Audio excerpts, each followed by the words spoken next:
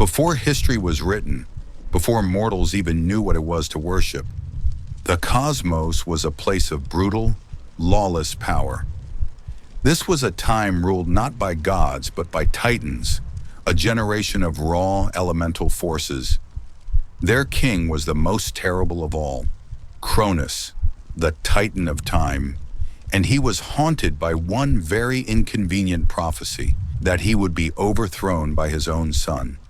To defy this fate, he came up with a uniquely monstrous solution.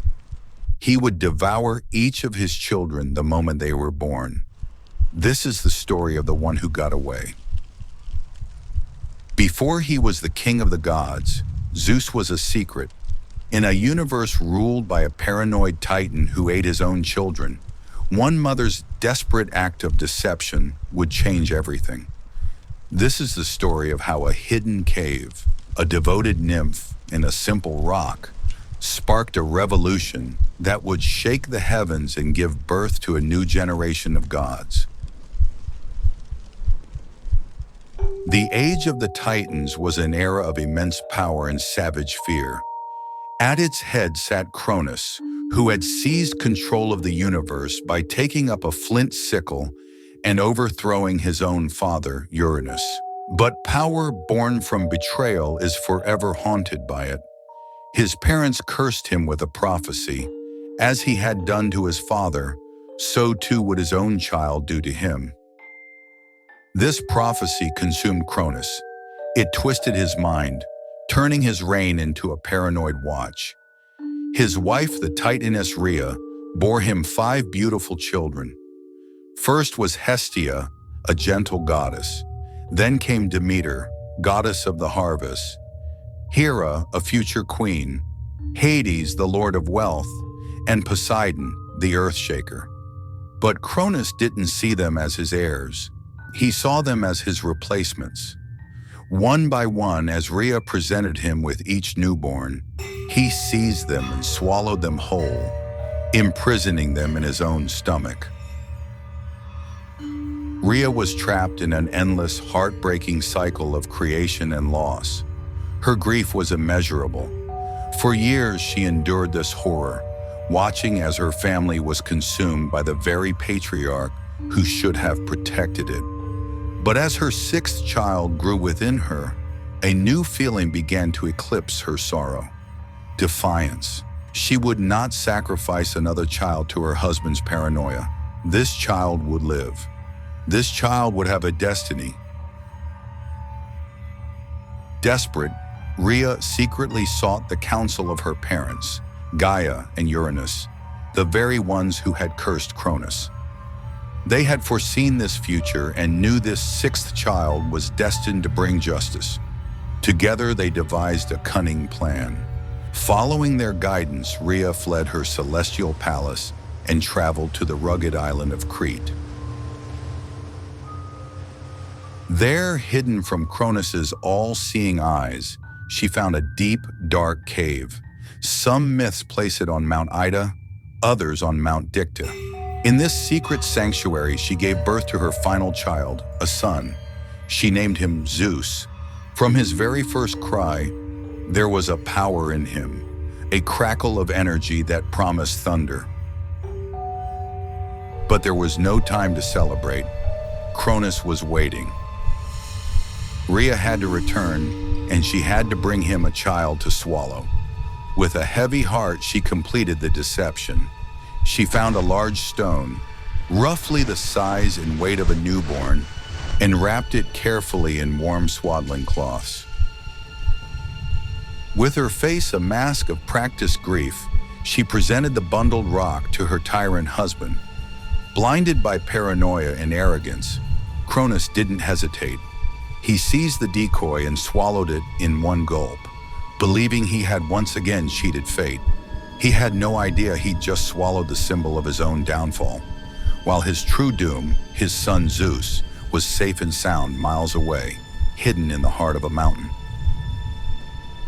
The cave on Crete became Zeus's nursery and fortress, but a divine infant couldn't be left alone. At the mouth of the cave stood the Kouretes, armored male dancers or spirits tasked with his protection.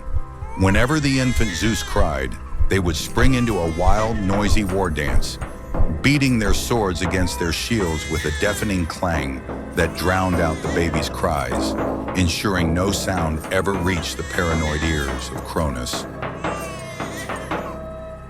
Inside the cave, Zeus was cared for by gentle hands. He was nursed by the divine goat, Amalthea, while the nymph Melissa fed him honey. Some tales add that he was watched over by other nymphs like Adrastea and Ida, or even sacred bees. On this diet, Zeus grew strong, his divine power flourishing in the safety of his mountain home. One day while playing, the boisterous young god accidentally broke off one of Amalthea's horns. Filled with remorse but also with an emerging sense of his own power, Zeus took the broken horn and blessed it. He promised that it would forever be filled with whatever food or drink its owner desired. In that moment, he created the Cornucopia, the legendary horn of plenty, a symbol of endless abundance. The young god wasn't just surviving, he was discovering the power that would one day reshape the universe. Years passed. In the solitude of his Cretan sanctuary, Zeus grew from a hidden infant into a mighty god, his power coiling within him like a gathering storm. The stories of his swallowed siblings and his father's tyranny fueled a burning desire for justice. The time for hiding was over. The time for retribution was at hand. But Zeus knew that brute force alone wouldn't be enough. He needed a plan, and for that he needed wisdom. He sought out the Titaness Metis, a goddess of cunning counsel who had also grown weary of Cronus's rule. Together they hatched a scheme of pure subterfuge. Metis helped concoct a powerful potion, an emetic disguised as a celebratory drink. Disguised as a humble cupbearer, Zeus returned to the celestial court he had never known. Unrecognized, he approached his father and offered him the potion, claiming it was a special nectar. Cronus, ever greedy, drank it down without a second thought. The effect was instant and violent. Cronus was seized by terrible cramps. First, he retched up the great stone he had swallowed years ago, the very symbol of his deception. Then one by one, he vomited forth his children. Out came Poseidon, Hades, Hera, Demeter, and Hestia, not as infants, but as fully grown, powerful gods, unharmed after their long imprisonment. For the first time, the 6 children of Cronus stood together, free and united, their eyes fixed on the father who had wronged them. The age of the Titans was about to end. This wasn't just a family reunion, it was the formation of a new pantheon. Grateful to the brother who had saved them, the 5 elder gods immediately swore allegiance to Zeus. His cunning had earned him the right to lead.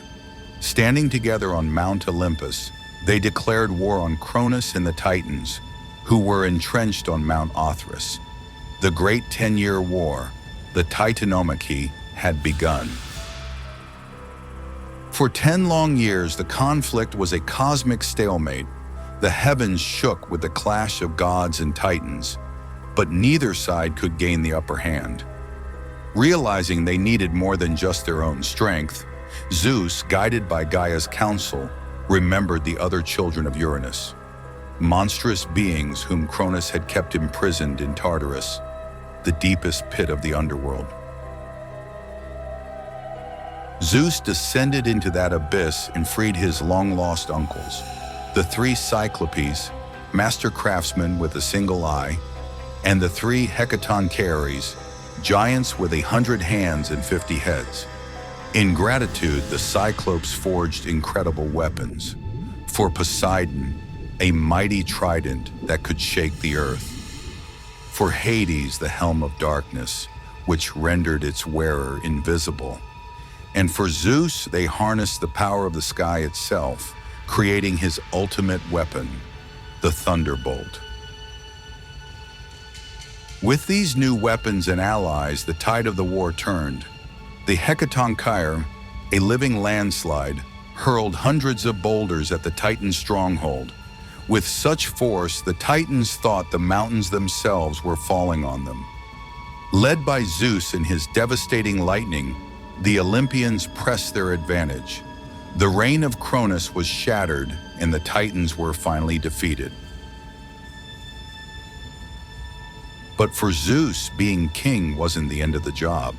He faced down further challenges, including a war with the giants and a cataclysmic battle against Typhon, the most fearsome monster the world had ever seen. While other gods fled in terror, Zeus stood his ground and with his thunderbolts defeated the beast, imprisoning it beneath Mount Etna. With all threats neutralized, the new era could begin. Zeus, Poseidon, and Hades drew lots to divide the cosmos.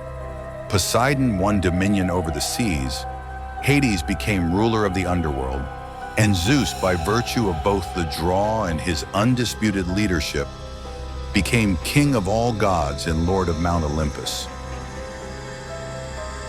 The stone that had saved his life was placed at the sacred site of Delphi, a monument to the end of one age and the dawn of another.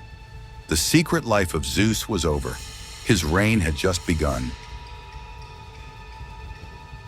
The fall of the Titans was only the first chapter. The reign of the Olympians would be filled with passion, jealousy, epic quests, and earth-shattering conflicts. To witness the great myths that followed, from the wrath of Hera to the labors of Heracles, make sure you subscribe and hit that notification bell. You won't want to miss what comes next.